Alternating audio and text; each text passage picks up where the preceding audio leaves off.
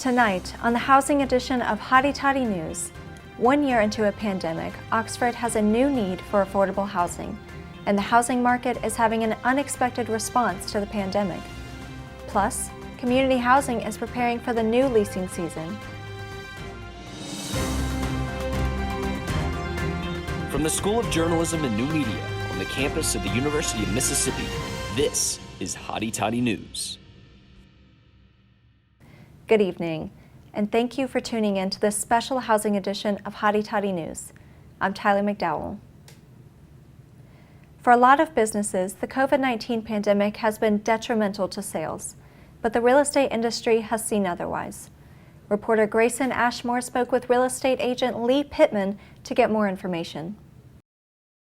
Oxford realtors are seeing a spike in home sales and rentals. We knocked it out last year. Even with the uncertainty of the COVID-19 pandemic. You can imagine that March was somewhat of a major curveball and made us super nervous about what we had in front of us and how to handle 2020, but a lot of things fell into place for the real estate industry. Some of the main drivers of high home sales in Oxford are interest rates of about 3%. Sales broker Harry Alexander also believes the city offers many qualities attractive to new buyers.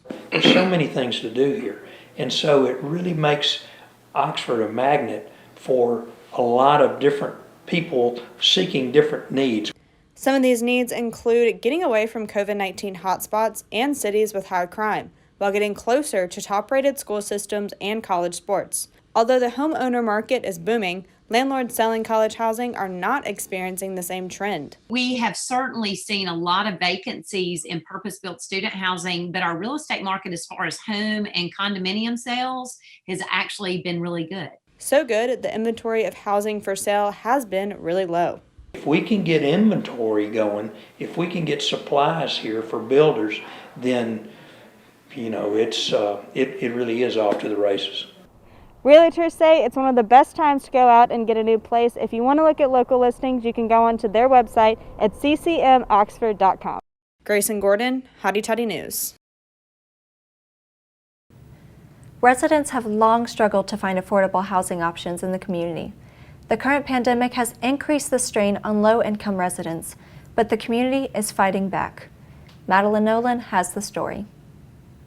The COVID-19 pandemic has left many low-income residents in Oxford struggling to pay rent, in a city that has struggled to find ways to offer more affordable housing. You can't build affordable housing on unaffordable land, and we were at a point where there just wasn't much affordable land. But efforts to create more affordable housing have been underway since 2019. Belle Rivers and Eastover are low-income housing tax credit developments, which is a federal program that gives tax credit to private investors in affordable housing.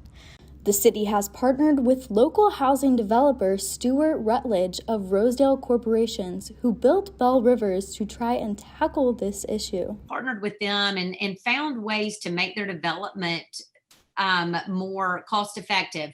Because Belle Rivers is funded through the tax credit program, every unit you see behind me has been designated as affordable housing for 15 years. On the upside, the residents who occupy these units after the 15 years are up can buy these units at a price reduction equal to the amount that they have paid in rent. So it's a great program that, allows people to earn, the credit to be able to have home ownership.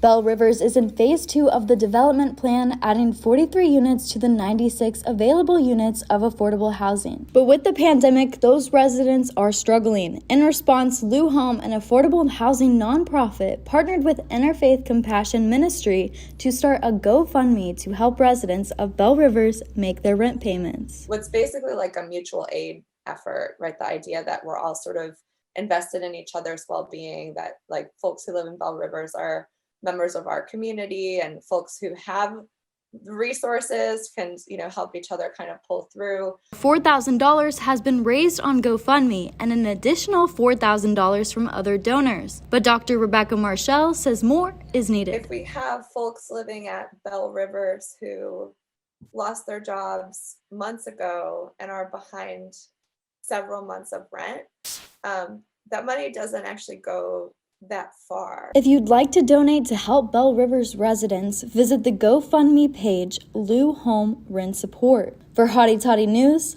I'm Madeline Nolan. For more on affordable housing in Oxford, visit oxfordhousingauthority.com.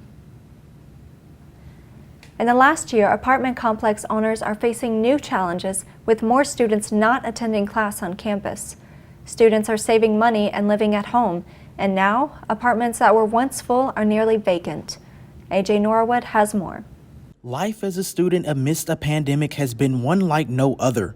Remote classes, lack of in-person communication, and even some students moving away from their apartments and back to their homes. Oxford Mayor Robin Tannehill says that some complexes are seeing a decline in residents signing leases. In some ways, this rights the market. Now, that does not help the groups that own these properties, obviously, and we would much prefer that they rent for whatever the posted price is, and that we've got plenty of students here that have choices between different levels of rentals. Mayor Tannehill says that complexes are lowering their rates because they simply can't fill all of their units. I mean, it is a free market, and how do those rates go down? Well, they go down when there are properties that aren't rented, and so they have to lower the rate of rental in order to rent those spaces. In addition to minimizing rates, apartment complexes in Oxford are coming up with creative ways to attract residents. Like many apartment complexes, Lafayette Place is offering many incentives to draw in more residents. Perks such as offering things like a $500 gift card. Always offering like specials and something to lower that base rate to get more people out here and have more people like interested in like, hey, I can't afford this, but I can afford this. Looking into the fall, apartment complex managers are hopeful to return to normal occupancy rates. Reporting for Hotty Toddy News, I'm AJ Norwood. Meanwhile, Oxford Mayor Robin Tannehill is hoping for changes in COVID-19 restrictions to draw students back. The city's regulations currently come for the government's executive order that expires on March 3rd. We're asking him to let bars stay up until 1, to quit limiting the capacities in these outdoor facilities and that kind of thing. And I'm hopeful that he will do that. That will bring more students back. More people are at home with a lot more time on their hands, and now the city of Oxford is seeing an uptick in home renovations. Mayor Tannehill said people are spending the same amount of money, just differently. Caroline Chrysler has more. The pandemic has forced people to spend more time at home. As a result, there have been a boom in nationwide home improvements. According to the home improvement website House, kitchen and bath renovations have seen a 40% increase and home extensions a 52%. Families like the Rosses in Oxford are no different. We're doing a total renovation on the whole house, inside and out, repainting, remodeling bathrooms, the master bathroom. Shane Ross is a contractor who is supervising the renovation himself. He says Oxford is a seller's market right now, and they are hoping the house will sell quickly once the renovations are done. We're selling this house, and then we're moving. We bought more land, and we're going to build a new house. Okay. Mayor of Oxford, Robin Tannehill, is pleased with this trend as sales tax revenue is not decreasing. Home improvement projects, our Smith Building Supply, Discount Building Supply are really, people are spending the same amount of money, but they aren't buying a dress at, a boutique shop because there's nothing to go to. So, but they're still spending that same amount of money. Our sales tax is not dipping. Renovations in Oxford are on the uptick. With the pandemic keeping many people at home, homeowners are making improvements. If you're curious about what permits you may need, check out the City of Oxford's website. Caroline Chrysler, Hotty Toddy News. If you are looking to apply for a home renovation permit, contact City Hall. With renovations on the rise, the demand for lumber has increased, and so have the prices. Lily Garner has more. Lumber prices have recently hit an all-time high, above $1,000 per 1,000 board feet, which is about double the price from just 3 months ago.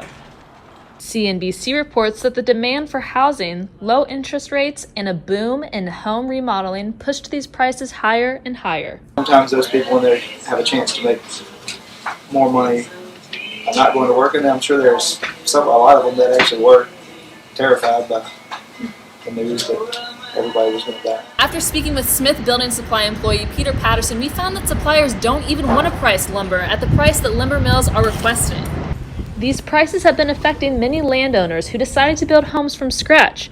WTVA Chief Meteorologist Matt Lawan bought 10 acres of land just outside of Tupelo, Mississippi, and started construction on his new house in June.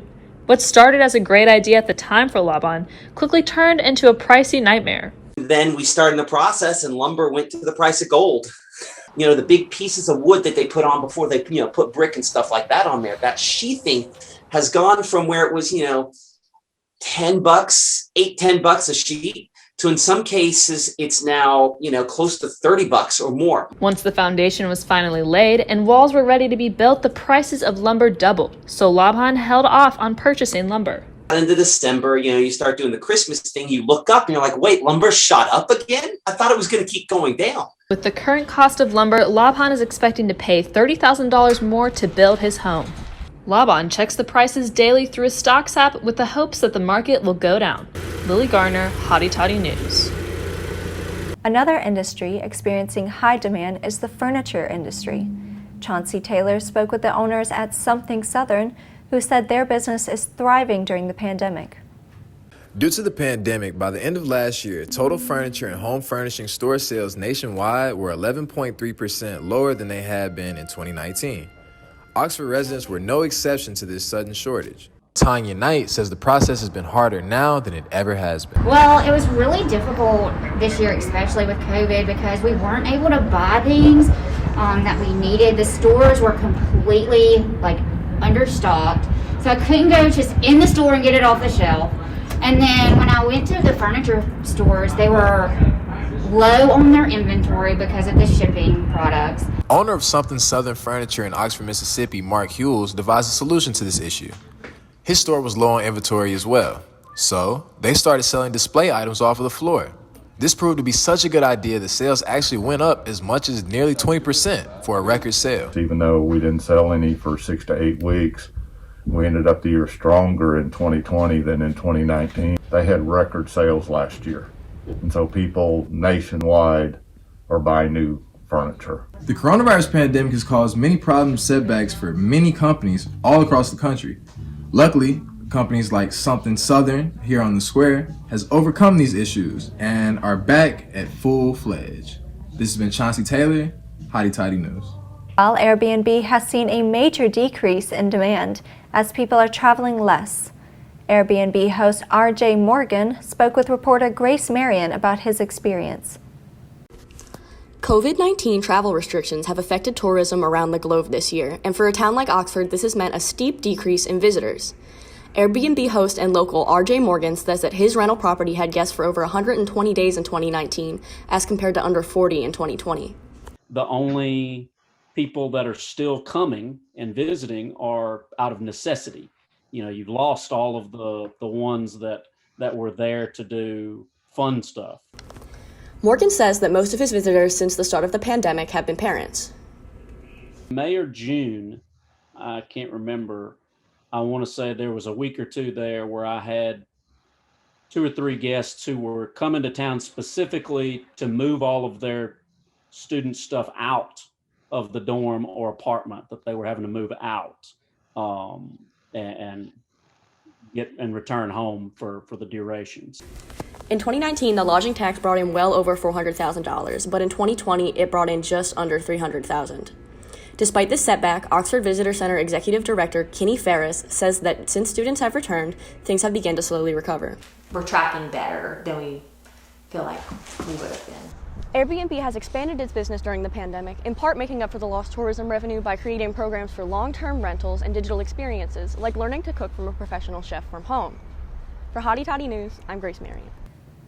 That's all we have for today. Thank you for tuning into this special edition of Hotty Toddy News. I'm Tyler McDowell. Thank you and have a wonderful week.